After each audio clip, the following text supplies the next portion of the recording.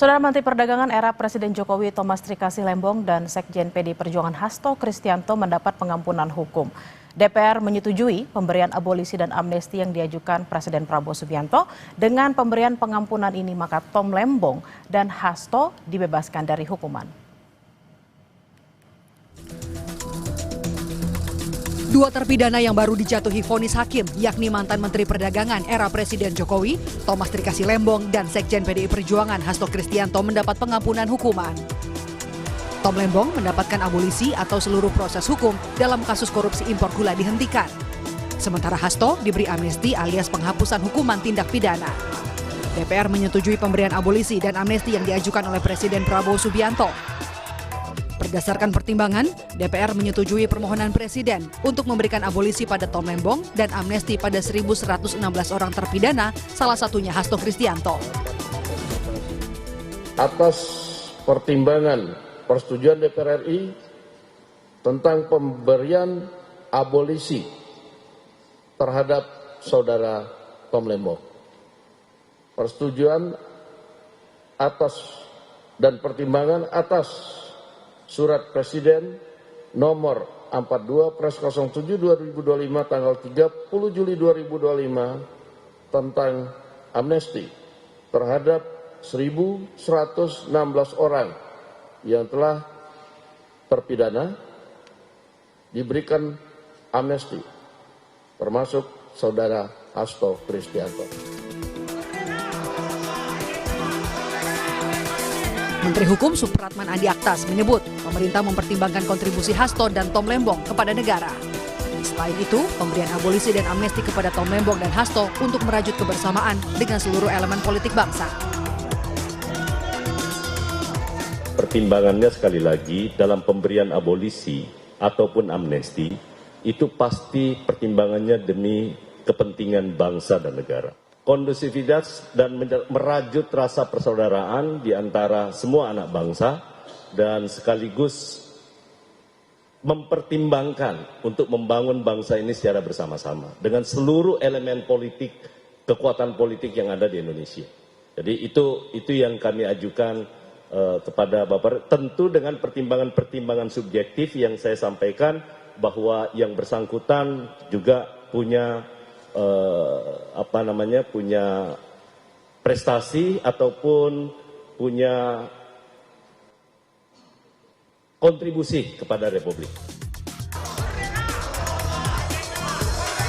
Guru Besar Hukum Tata Negara Universitas Islam Indonesia Yogyakarta yang juga merupakan mantan Menko Polhukam era Presiden Jokowi, Mahfud MD, mengomentari soal pengampunan hukuman bagi Tom Lembong dan Hasto Kristianto. Mahfud menilai pemberian amnesti dan abolisi yang diusulkan Presiden dan disetujui DPR adalah bukti kuat kalau hukum tidak boleh menjadi alat politik.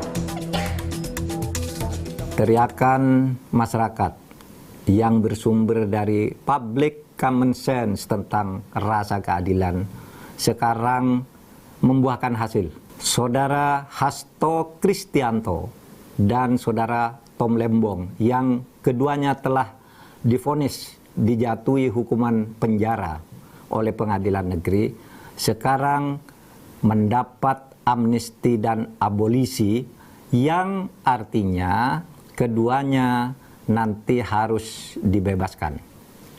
Ini bisa dilihat dari pengumuman atau jumpa pers yang dilakukan oleh Wakil Ketua DPR, Pak Dasko Ahmad, yang menyatakan DPR sudah setuju atas usul Presiden melalui dua surat, yaitu surat untuk 1.116 orang diberi amnesti dan satu orang, yaitu Tom Lembong, diberi abolisi.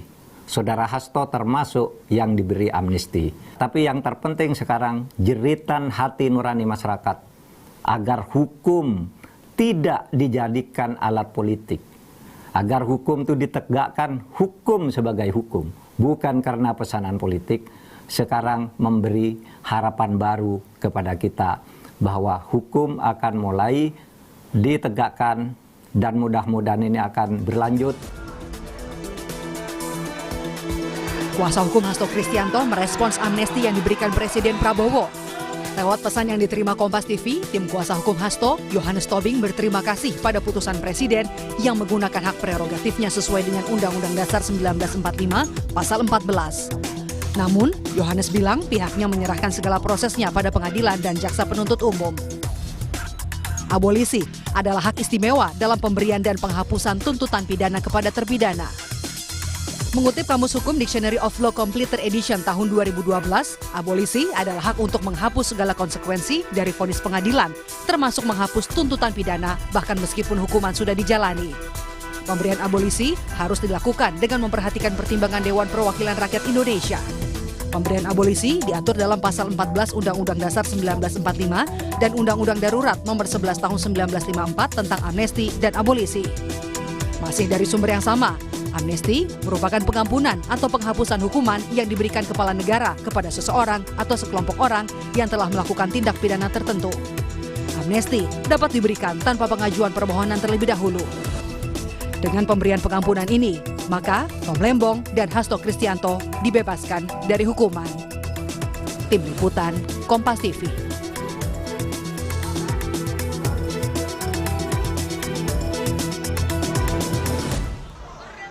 Kita bergabung dengan Guru Besar Hukum Tata Negara Fakultas Hukum UII Yogyakarta, Profesor Mahfud MD. Selamat siang, Prof. Mahfud. Apa kabarnya siang hari ini? Ya, Bella. Baik. Saya di Jogja dalam keadaan baik.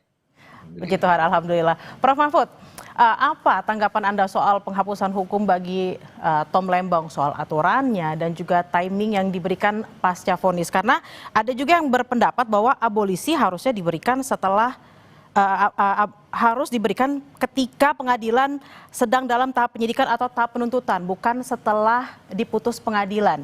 Bagaimana pendapat Anda, Prof?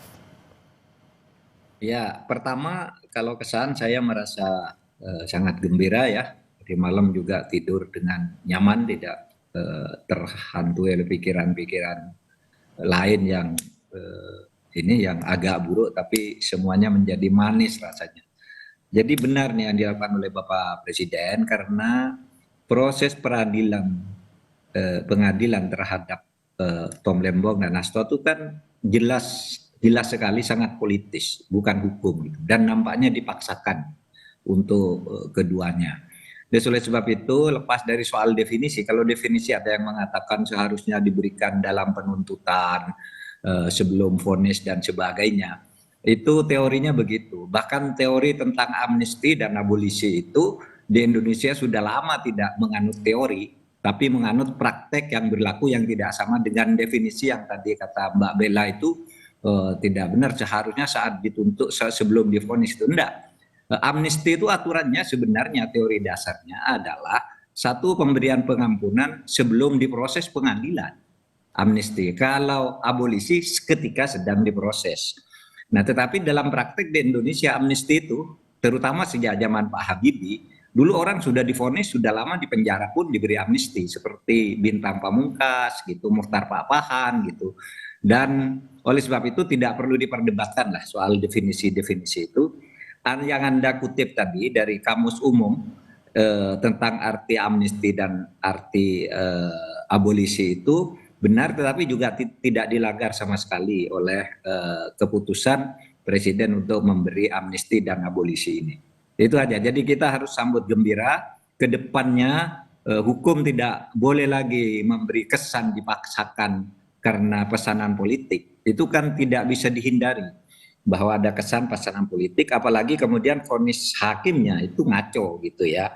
Terasa sekali bahwa itu didikte oleh kekuatan politik di luar independensi dirinya. Itu yang terjadi misalnya pada vonis Tom Lembong maupun pada Hasto. Begitu Mbak Bella, kita bergembira ada pembebrakan hukum. Bergembira, tidurnya bisa lebih nyenyak daripada hari-hari sebelumnya. Nah, kaitannya soal timing nih Prof, kan baru banget di dua-duanya divonis minggu lalu, kurang lebih minggu lalu. Lalu di minggu ini sudah ada langsung keputusan untuk abolisi dan juga amnesti. Bagaimana Prof melihat bahwa ada timing yang cukup singkat di balik keputusan ini? Ya tidak apa-apa, kan memang kan Presiden tidak harus menunggu misalnya waktu tertentu yang ditentukan oleh undang-undang. Misalnya harus sekian hari sesudah vonis baru boleh gitu. Bahkan kalau untuk abolisi itu maupun amnesti sebelum diadili atau ketika dalam proses presiden bisa turun tangan dan itu ada undang-undangnya gitu. Bahwa timingnya sekarang dilakukan hanya seminggu sesudah vonis atau 2 minggu sesudah vonis untuk Tom Lembong ya tidak apa-apa. Presiden melihat eskalasi keresahan publik terutama para pejuang-pejuang penegakan hukum itu semakin hari semakin banyak. Sampai kemarin siang saya masih dihubungi oleh beberapa orang untuk menandatangani amicus curiae untuk naik bandingnya saudara Tom Lembong. Saya katakan oke, saya ikut meskipun saya selama ini tidak punya reputasi atau catatan sekalipun membela kasus orang dihukum karena korupsi, tapi kali ini karena sudah keterlaluan saya ikut membela Tom Lembong dan juga ikut membela Hasto gitu. Karena sudah sangat politis sejak awal ini semua gitu. Berarti Jadi Prof. Mahfud memang melihat kasusnya Tom Lembong dapat pengampunannya, Anda merespon bahwa hukum memang tidak boleh jadi alat politik. Berarti sisi politisnya sejak awal kasus ini, Prof. Mahfud merasa memang sangat kuat gitu ya? Sangat kuat yang untuk Tom Lembong misalnya. Dia kan sudah aman selama beberapa tahun, lalu terasa ada konflik misalnya dengan salah satu tokoh politik, lalu kemudian dia tiba-tiba jadi tersangka. Politisnya lagi, dia ini melakukan pada satu waktu yang kemudian disusul oleh menteri-menteri sesudahnya sampai sekarang melakukan hal yang sama tidak diapa-apakan. Politisnya lagi ternyata terbukti kemudian yang dilakukan oleh Tom Lembong itu bukan salah karena itu atas perintah atasan gitu, tidak ada mens rea sama sekali, sehingga wah ini jelas ini sangat politis, hukumannya dipaksakan. Sama dengan Hasto, itu politisnya apa? Kasus yang dituduhkan pada Hasto sekarang ini unsur-unsurnya sama persis sudah ada sejak tahun 2020. Kenapa baru diungkap sekarang? Sesudah terjadi pergantian kepemimpinan dan sudah terjadi konflik antara misalnya PDIP dan Pak Jokowi. Dan kenapa kok sehari sesudah KPK dilatih langsung ditetapkan tersangka? Gitu. Padahal sebelumnya sudah ramai ada dorongan-dorongan agar KPK segera mentersangkakan Hasto, tapi KPK yang sebelumnya tidak mau terburu-buru itu, apalagi itu isunya lebih politik, begitu muncul KPK baru langsung tersangkakan hanya sehari sesudah itu. Itu jelas sangat politis, melukai rasa keadilan gitu ya. Apalagi kemudian kasus yang jauh lebih besar dari Hasto yang jelas menggarong uang negara, triliunan, ratusan miliar, itu sesudah dilaporkan tidak diapa-apakan. Sementara si Hasto ini sudah lama kasusnya dan cuma kayak gitu juga, dulu dilindungi kelihatannya. Nah sekarang malah dijongkrokkan ke dalam satu situasi yang tidak bagus gitu. Nah oleh sebab itu ya kita bela Hasto bukan karena Hastonya, tapi ini demi penegakan hukum yang fair. Dan Presiden sekarang sudah turun tangan dengan cukup baik dalam kasus ini. Mudah-mudahan ini juga bisa dilakukan untuk mendorong diajukannya kasus-kasus yang memang harus diajukan menurut hukum.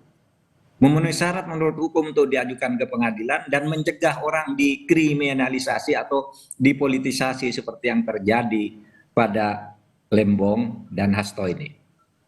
Prof, kira-kira apa yang menjadi pertimbangan kenapa nggak baik Tom Lembong ataupun Hasto dua-duanya diberikan abolisi atau diberikan amnesti? Kira-kira apa yang menjadi pertimbangan terutama dari Menteri Hukum seperti itu ya untuk yang satu diberikan abolisi, yang satu diberikan amnesti?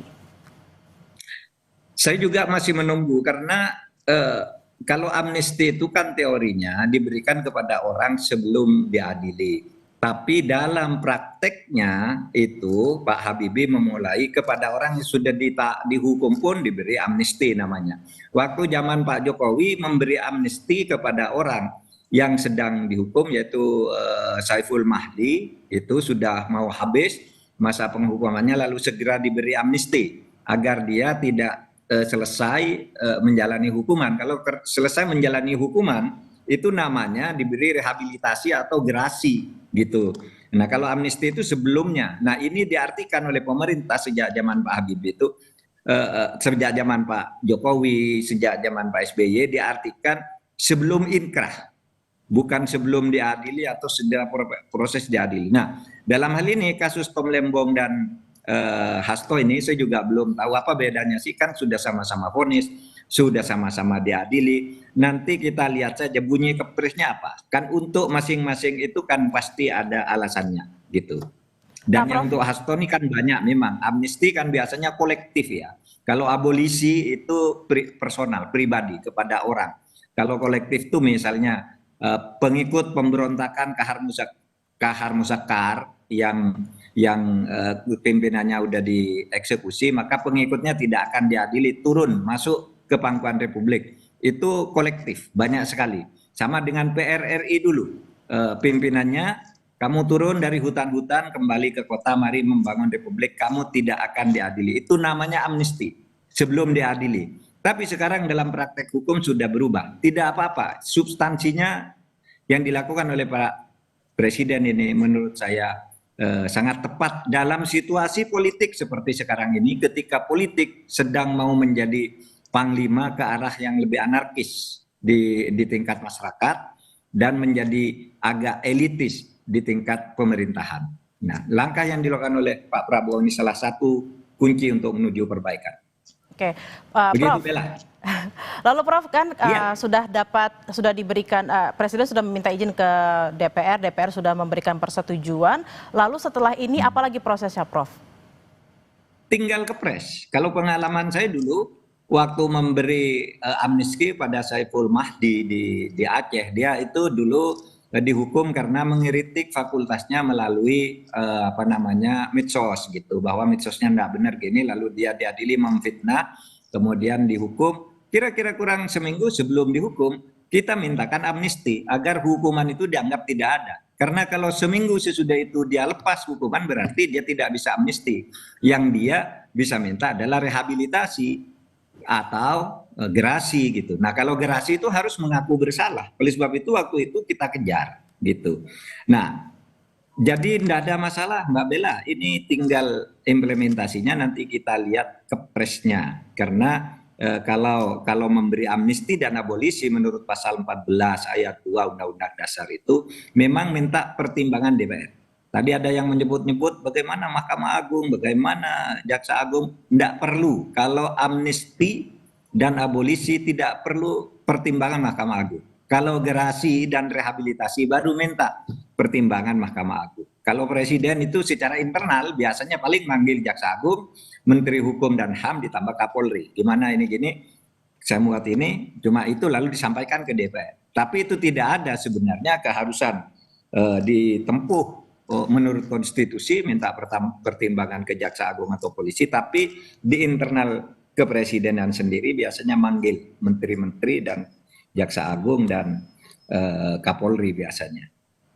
Gitu, Bella. Prof, ini juga ada obrolan, ada perbincangan, terutama mungkin di media sosial dan mungkin juga di masyarakat kita ya. Bagaimana dengan rasa keadilan terhadap orang-orang yang juga mungkin ya terkena kasus-kasus yang dianggap politis, tapi karena dia tidak high profile, lalu dia tidak mendapatkan rasa keadilan. Bagaimana Prof memandang hal ini? Nah, itu tugas kita, tugas masyarakat ya, untuk terutama para pejuang hukum, dan itu sebenarnya banyak kok yang tidak high profile itu. Seperti yang saya sebut Saiful Mahdi yang di Aceh itu, siapa yang tahu dia tiba-tiba sudah dihukum, sudah hampir selesai hukumannya padahal tidak salah. Gitu. Kita turun, asal masyarakat berbicara. Sama juga dengan Nur Hayati yang di Cirebon itu, di Jawa Barat itu. Kan gitu, dia ditersangkakan padahal dia tidak melakukan apa-apa. Dia bukan siapa-siapa, dia hanya bendahara seorang lurah. Lalu tiba-tiba dijadikan tersangka, katanya korupsi karena baru melaporkan lurahnya korupsi, sudah berhenti jadi lurah. Waktu jadi lurah dibiarkan gitu. Kan akhirnya kita turun tangan, bebas juga. Gitu. Banyak juga orang-orang yang bawah. Nur Baik misalnya, itu kan orang tidak terkenal juga. Prita Mulyasari juga misalnya. Kalau masyarakat bersuara, maka bukan hanya orang yang high profile, yang low profile juga bisa dibantu. Oleh sebab itu kekompakan kita di dalam bagaimana menghayati negara hukum Indonesia ini. bagaimana kita harus menghayati negara hukum di Indonesia dan agar jangan ada lagi nih politisasi dalam hukum. Jadi kita semua masyarakat harus terus bersuara apabila menemukan ketidakadilan dalam hal apapun. Terima kasih atas waktunya siang hari ini Prof. Mahfud MD, Guru Besar HTN UI Yogyakarta. Sehat-sehat selalu Prof. Sehat, Bella. Makasih. Dan